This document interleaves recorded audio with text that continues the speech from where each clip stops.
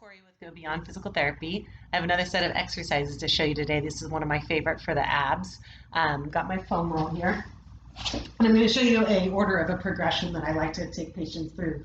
So the key with this one to get the abs, make sure they're working really well.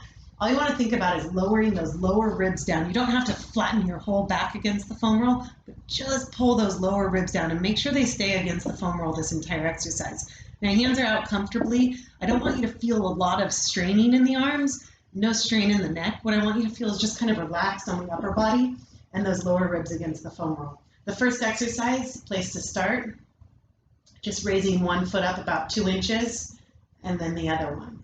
Now, you'll notice on the foam roll, this is why I love the foam roll, if you don't have your stability, you'll be rocking all over the place, and that's what you really want to avoid with this one. So those lower ribs are down, and as you pick up your knees, you're really not going anywhere. You might feel just a little side-to-side shift, but again, you don't want a ton of weight through the arms. They're just there for balance. They're not bracing against the ground.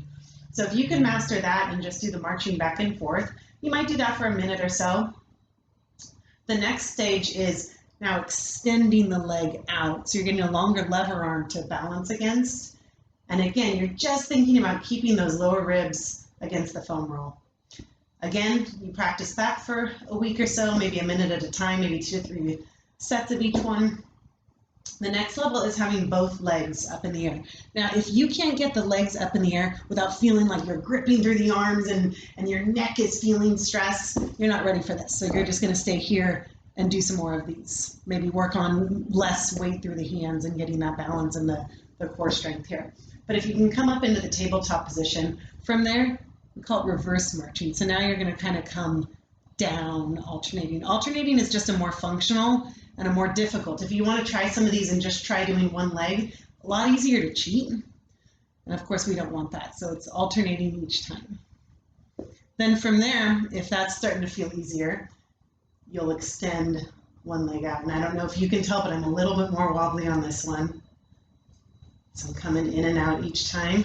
You don't want to flex that knee up too much either. You want to keep it right vertical, in and out like that.